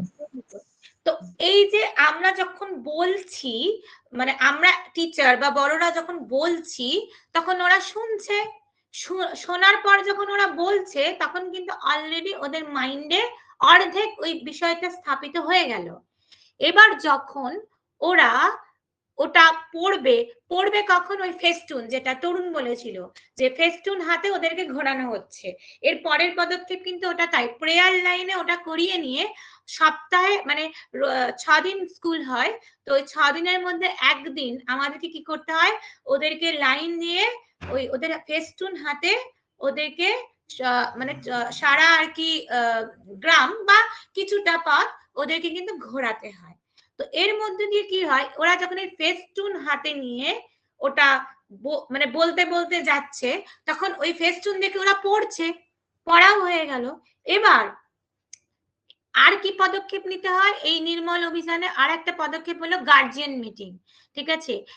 সপ্তাহে বা মাসে একবার গার্জিয়ানদের ডেকে গার্জিয়ানদের সাথে এই বিষয়টাকে নিয়ে আলোচনা করা, যাতে করে যে অভ্যাসটা স্কুল থেকে বাচ্চাদের মধ্যে তৈরি করে দেওয়া হচ্ছে, সেটা কিন্তু বাড়িতেও মানে ফলো করা হয় রেগুলার, নাহলে সেটা অভ্যাসে পরিণত হবে না। গার্জিয়ানদের মধ্যে সেই সচেতনতাটা তৈরি করে দেওয়া। তো এইভাবে কিন্তু নির্মল অভিযান স্কুলে স্কুলে চলছে এবং এটা অনেকটাই সাকসেসফুল, ঠিক আছে। আমি একটা বাচ্চার উদাহরণ বলি, নাম বলছি না। সেই বাচ্চাটি খুব নোংরা ছিল, নখ কাটতো না, বাড়িতে ওর মাও ওকে বলে নখ কাটাতে পারতো না, তারপরে নিজের যে ইউনিফর্ম, সেই ইউনিফর্ম পরিষ্কার রাখতো না, চরম নোংরা ছিল। তাকেও এই গতকালকে আমি স্কুলে গিয়ে দেখলাম যে নির্মল অভিযান শুরু হওয়ার পর সে নখ কেটেছে, সে নিজের ইউনিফর্ম কেচে আবার সেটা আমাকে দেখাচ্ছে যে দেখো ম্যাম, আমি আমার ইউনিফর্ম নিজে কেচেছি, পরিষ্কার হয়েছে। তো তার মধ্যে যে পরিষ্কার পরিচ্ছন্ন থাকাটা যে একটা গুণ, সেই বোধটা তার ছিল না, কিন্তু এই নির্মল অভিযানের মধ্য দিয়ে তার মধ্যে সেই বোধটা তৈরি হচ্ছে। তো রবীন্দ্রনাথ ঠাকুর আজ থেকে কয়েক দশক আগে তার সহজ পাঠের তৃতীয় পাঠে এই পরিষ্কার পরিচ্ছন্নতার যে দিকটা, সেই বোধটা কিন্তু তৈরি করার চেষ্টা করেছেন, যেটা আজকে আমরা 2024 সালে বুঝছি। সেটা উনি 1337 সনে লিখে গেছিলেন। তাহলে উনি কতটা অ্যাডভান্স ছিলেন সেটা ভাবুন। আশা করি ম্যাম, আমার দুটো প্রশ্ন আছে। যে আপনি বললেন যে উইকলি ওই যে ব্যানার নিয়ে গ্রামে বেরোনো বা স্কুলের আশেপাশে বেরোনো, এটা কি নির্দিষ্ট কোনো রুলস, না আমরা ইচ্ছে মতো করতে? আমি উইকলি না করে মান্থলি করলাম, কোনো প্রবলেম হবে কি স্কুলে? না, মান্থলি দেখো, মান্থলি তো হবে না, কারণ এই 1 মাসই হচ্ছে নির্মল অভিযানের জন্য অর্ডার দিয়েছে। এবার নেক্সট অর্ডার কবে দেবে সেটা জানি না, যদি দেয় তো সেটা পরে কন্টিনিউ করতে হবে। এবার যে স্কুল যেমন ভাবে প্ল্যানিং করে, আমাদের এইচএম ভাবছে যে উইকলি যদি এই অভিযানটা বা ফেস্টুন হাতে এই অভিযানটা একবার করে করানো হয়, তাহলে সেই ক্ষেত্রে বাচ্চাদের মধ্যে ওটা বেশি করে মানে ওই যে পরিষ্কার থাকার যে সংকল্পটা সেটা আরো দৃঢ় হবে। তো সেই জন্য সেটা করছে। এবার কোন স্কুল যারা একটু ফাঁকিবাজ তারা করতেই পারে যে সপ্তাহ মানে মাসে একবার করিয়ে ছেড়ে দিল, ঠিক আছে, তো সেটাতেও কোনো ইম্প্যাক্ট করবে না, কারণ আমাদেরকে ছবি পাঠাতে হয়।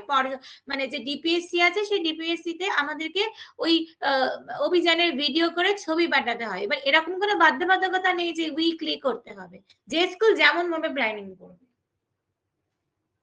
যেমন রিসেন্টলি তোমার একটা দিয়েছিল বালা, বিল্ডিং অ্যাজ লার্নিং এইডেড। সেই বালার জন্য বলা হয়েছিল যে স্কুলে তোমার করতে, ওই স্কুলে বাচ্চাদেরকে দিয়েই বা টিচাররা ছবি আঁকবে, আর সেই ছবির আঁকার মধ্যে দিয়ে সেই ছবিগুলো হবে ওদের বাচ্চাদের টিএলএম বা লার্নিং এইড। ঠিক আছে, যদিও আমাদের স্কুলে সেটা এখনো হয়নি, বিশেষ কারণ ছিল অর্থনৈতিক সমস্যা আছে, যেহেতু আমাদের স্কুলে স্টুডেন্ট কম, তো সেই জন্য সেই কাজটা এখনো হয়নি, তবে হবে খুব তাড়াতাড়ি। আবার অনেক স্কুল আবার ওটা আগে করে নিয়েছে, বা যে স্কুল যেমন ভাবে পারে সেইভাবে কাজগুলো কমপ্লিট করে। না, অ্যাকচুয়ালি আমার বাড়ির পাশে স্কুল আছে, কিন্তু আমি কখনো এরকম দেখিনি, তো ওই জন্য জিজ্ঞেস করলাম। তাহলে সেই স্কুলে করছে না। সরকারি প্রাইমারি স্কুলগুলোর কথা তো আমি আগেই তোমাকে বললাম। মানে সত্যি মানে বলতে খুব খারাপ লাগছে, বা এই রেকর্ডিংটা দেখলে বা কেউ যদি বাইরের কোনো টিচার দেখে, তো আমাকে তো মানে আমি এমনি নিউ অ্যাপয়েন্টেড, তো আমাকে তো মেরেই ফেলবে। কিন্তু যেটা সত্যি কথা সেটা সত্যি কথা, ম্যাক্সিমাম টিচারদের ইচ্ছাই নেই কিছু করার, ইচ্ছাই নেই। আর গার্জিয়ান মিটিং কোনোদিন হয়েছে বলে আমি জানি না, শুনিনি। অথচ আমাদের স্কুলে কিন্তু মানে মাসে 2টো করে গার্জিয়ান মিটিং তো হয়ই। আর আমি যাওয়ার পর থেকে এমন হয়েছে স্কুলে যে গার্জিয়ানদের কল না করলেও সপ্তাহে একদিন গার্জিয়ানরা আসে দেখা করতে। ঠিক আছে, জানি না কেন হয়েছে, আমি এটা নিজে মানে ক্রেডিট নেব না, আমি এটা নিজে থেকে শুরু করিনি। ঠিক আছে, গার্জিয়ানরাই নিজেরা উৎসাহ দেখিয়ে ওই টিফিনের পর আমাদের সাথে দেখা করতে আসে, নিজেদের বাচ্চাদের অগ্রগতি আপস এন্ড ডাউন নিয়ে আমাদের সাথে আলোচনা করে যে কি করতে পারবে। এবং এটা আমি যাওয়ার পর থেকে স্টার্ট হয়েছে, এইচএম বলছেন। কি কেন স্টার্ট হয়েছে কিসের, আমার কোনো এখানে ক্রেডিট নেই, আমি কিছু বলিনি ওদেরকে।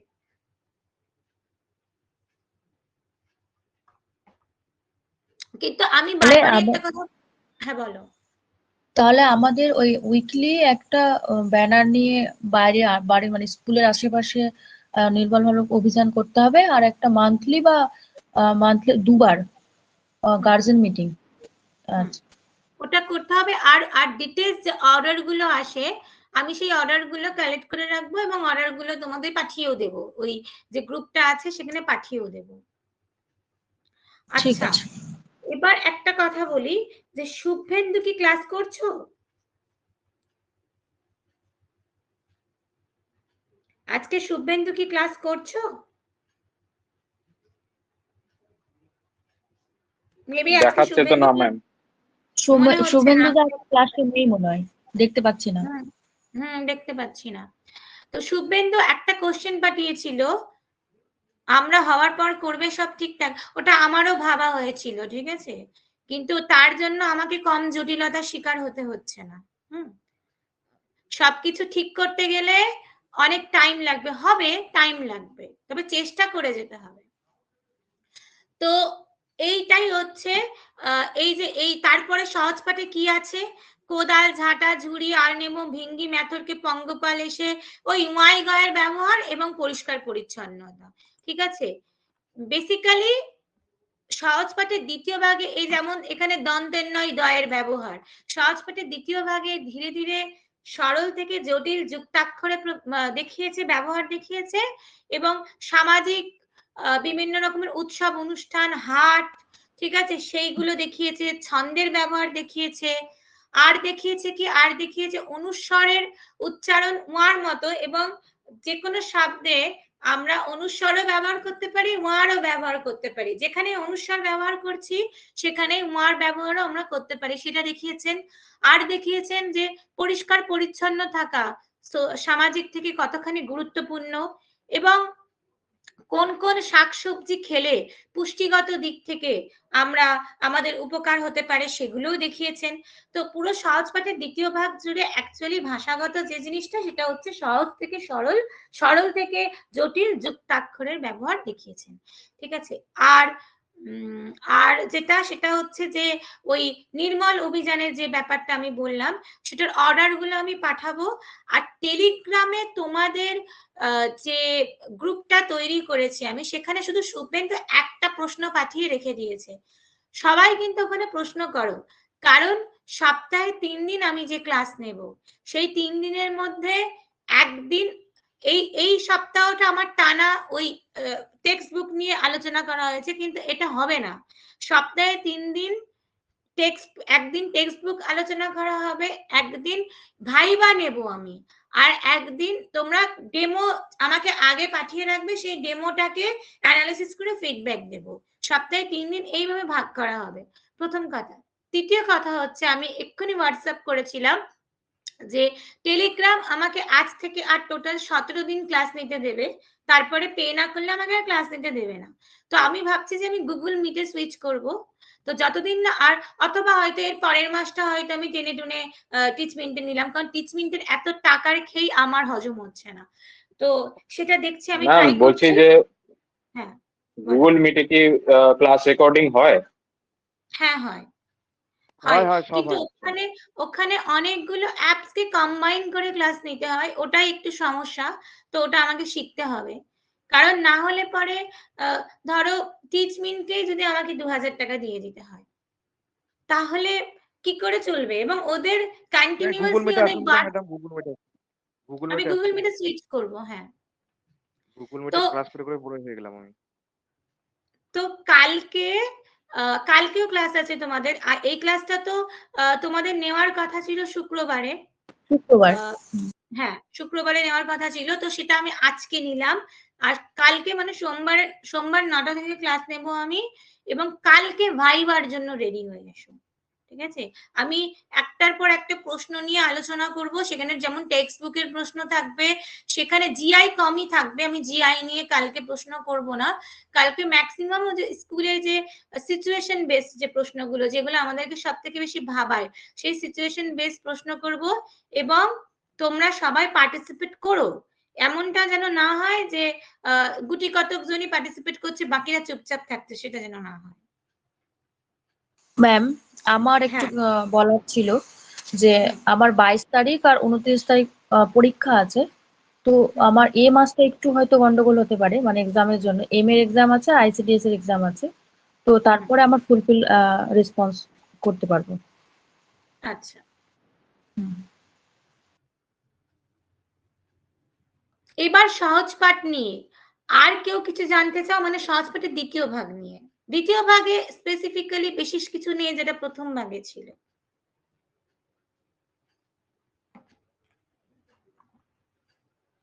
আর কেউ কিছু জানতে চাও, প্রশ্ন আছে?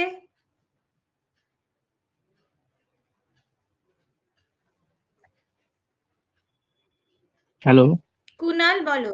হ্যাঁ বলো। বলছি ম্যাম, কবিতা পাঠের সময় সমবেত পাঠ কতটা কার্যকর?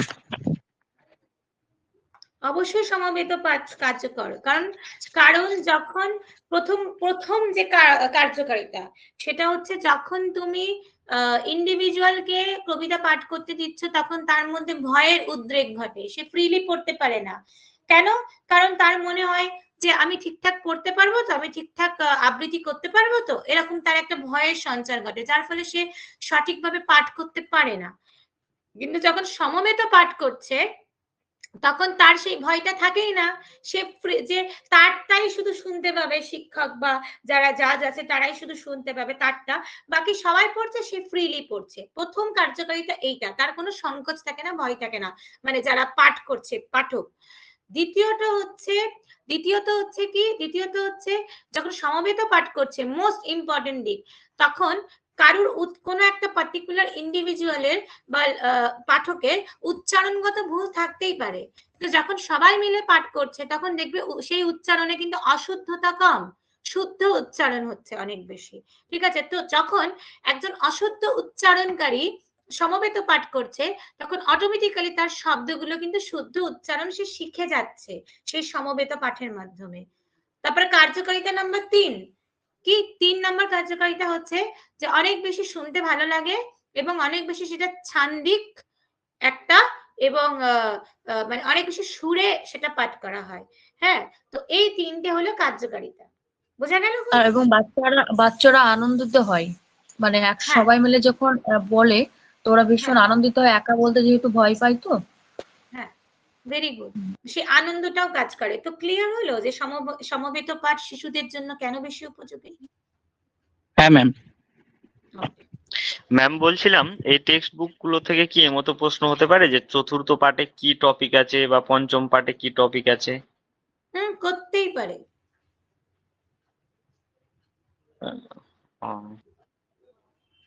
কারণ আমাদের হাতে যথেষ্ট সময় থাকছে, ইন্টারভিউ হতে এত দেরি হচ্ছে, এত বেশি সময় নিচ্ছে, তো সেখানে ওরা যা খুশি প্রশ্ন করতে পারে, টেক্সট বুক থেকে তো যা খুশি প্রশ্ন করতে পারে।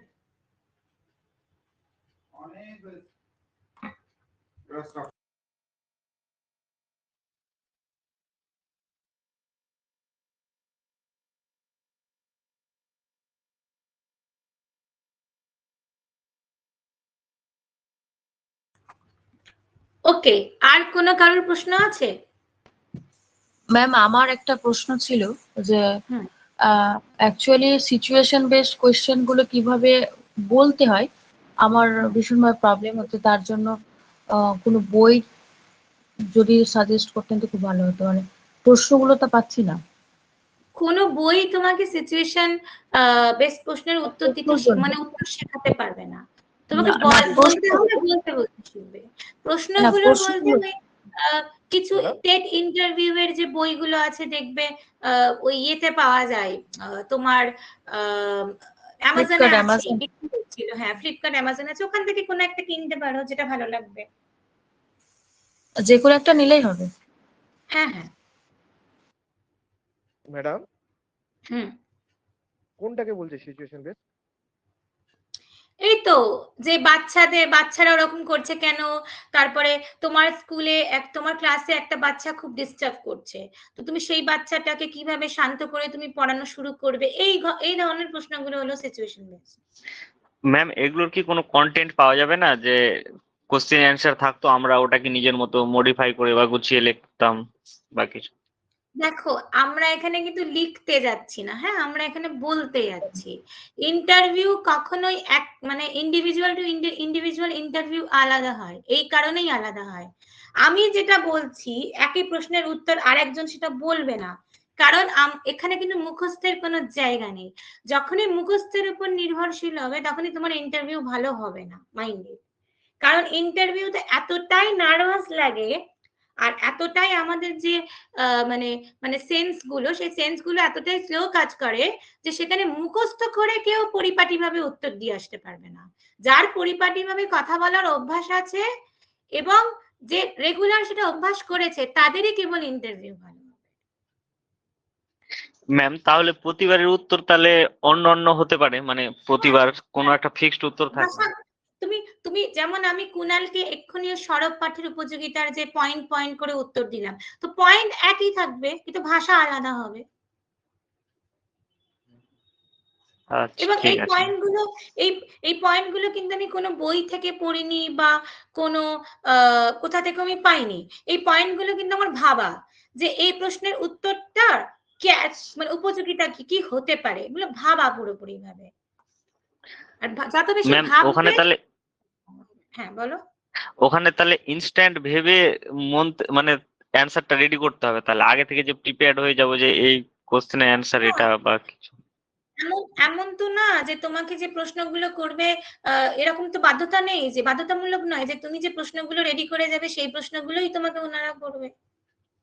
তোমাকে এমন প্রশ্ন করতেই পারে যেটা তুমি জানো না, তাহলে ইনস্ট্যান্ট ভাবার অভ্যাস যদি না থাকে ম্যাডাম তাহলে সেই সিচুয়েশন গুলো কি করে ম্যানেজ করবে? ম্যাডাম হ্যাঁ হ্যাঁ বলছি বেস হবে এনসিএফ, প্যাডাগজি এসব বেস হবে, ল্যাঙ্গুয়েজ তোমার হ্যাঁ হ্যাঁ এগুলোই বেস হবে, টেক্সট বুক, পেডাগজি, ঠিক আছে। আর যদি আউট অফ দ্য কনটেক্সট প্রশ্ন করে তাহলে সেই প্রশ্নগুলোর উত্তর যে জানতেই হবে এরকম কোনো বাধ্যতামূলক ব্যাপার নেই, কারণ সেটা করছে তোমার নার্ভ টেস্ট করার জন্য। ম্যাম সে মুহূর্তে কি বলা উচিত হবে যে ম্যাম স্যার আমি পরে জেনে নেব, না আমি পারবো না? হ্যাঁ না এই মুহূর্তে না আমার ঠিক মনে পড়ছে না, আমি এই প্রশ্নের উত্তরটি অবশ্যই পরে জেনে নেব। ঠিক আছে। ওকে ঠিক আছে, আজকের মতো ক্লাস আমি এখানেই রাখছি, যে তোমার ডিনার টাইম হয়ে গেছে আর যে তোমার শরীরটা ভালো না সেহেতু আমাকে এই সমস্ত জায়গাগুলোতে খুব বেশি ইম্পর্টেন্স এখন দিতে হচ্ছে, আমি লেট করতে পারছি না। তো আমি রাখছি, কালকে আবার ঠিক 9টার সময় ক্লাস নেব। আর কালকে কি সব বিষয় থেকে প্রশ্ন জিজ্ঞাসা করা হবে? আমি সিচুয়েশনাল বেসড প্রশ্ন করব, ম্যাক্সিমাম প্রশ্ন পেডাগজি বেসড থাকবে। আচ্ছা আচ্ছা ঠিক আছে। ওকে ম্যাম, ওকে, গুড নাইট।